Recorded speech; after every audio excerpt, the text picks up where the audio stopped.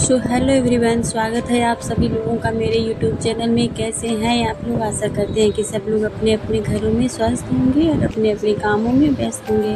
तो जैसा कि हम आप लोगों को दिखाने जा रहे हैं कि देखिए कम बालों में भी आईब्रो खूबसूरत कैसे बनाएं। इनका आईब्रो भी बहुत अच्छे से जमा नहीं था, फिर भी हम कोशिश कर रहे हैं कि अच्छा आईब्रो बनाएं इनका, क्योंकि जल्दी जल्दी में ही इनको शादी में भी जाना है। महीना दिन हो गया आईब्रो बनवाए हुए, पर आईब्रो अच्छे से आया नहीं है। तो पहले हम ऊपर के एक एक बाल को हल्के हल्के हाथों से निकाल रहे हैं। आप लोग जैसा कि देख रहे हैं, इसी तरह से आप लोग भी बिगिनर्स भी आईब्रो बनाना सीख जाएंगे।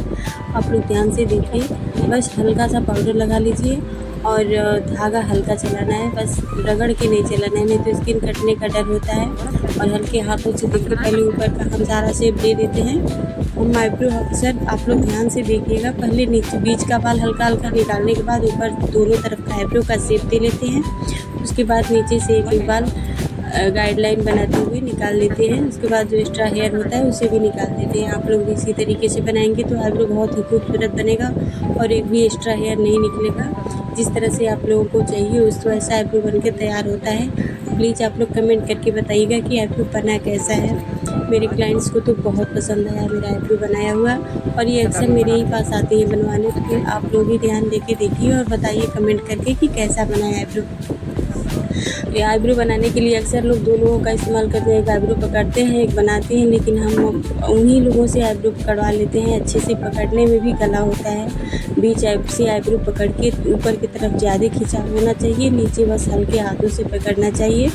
ऊपर ज़्यादा खिंचाव होना चाहिए तो दर्द कम होता है, और इस तरह से आप लोग आईब्रो बना सकते हैं। जितना टाइट हम आईब्रो को पकड़ेंगे उतना ही दर्द हम लोगों का कम होगा।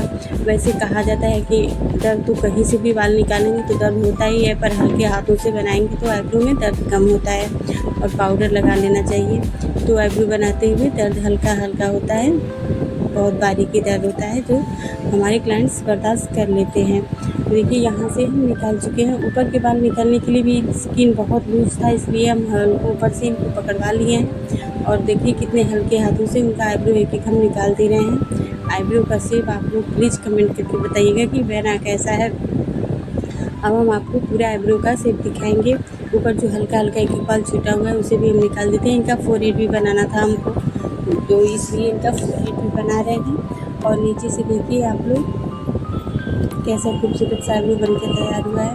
एक एक जो छूटा उटा बाल होता है हल्के हल्के हाथों से उसे हम क्लीन कर लेते हैं। और उसके बाद फिर आगे आकर के देखना होता है कि आईब्रो सही शेप में बना है कि नहीं बना। अक्सर हाँ ये ध्यान से देखिए, यहाँ अक्सर हम लोग का बाल छूट जाता है। छोटे छोटे बाल हेयर होते हैं जो यहाँ और नाक के नीचे, वहाँ बहुत बारीकी से देखना होता है। आईब्रो बनाने के बाद वहाँ ज़रूर देखिए आप लोग, क्योंकि अक्सर हम लोग को शिकायत मिलता है कि वहाँ हमारा बाल छूट गया था। तो इसलिए वहाँ का हम एक एक हेयर करके निकाल लेते हैं। और कोने पे भी देखिए एक बाल छूट गया था इनका, उसे भी हम निकलवा लिए हैं, उसे भी हम निकाल देते हैं अच्छे से ध्यान देते हुए, ताकि घर जाके ये ना कहे लो कि हमारा आपको आईब्रो बनाई और आईब्रो में हमारा एक बाल छूट गया था। अक्सर हम लोगों को सही सुनने में मिलता है कि कुछ लोग कहते हैं कि हम तो आपको अच्छे से बनाई, पर हम घर ये जाके देखें तो हमारा उसमें बाल छूटा हुआ था। इसलिए हम आईब्रो बनाने के बाद उसको दोबारा अच्छे से चेक कर लेते हैं और धागा घुमा देते हैं कि कोई ये ना कहे कि हम घर पे गए थे तो हमारा बाल छूट गया था। और इनका फोरहेड भी अच्छे से हम बना लिए। अब हमारा आईब्रो कंप्लीट है, आप लोग ध्यान से देखिएगा।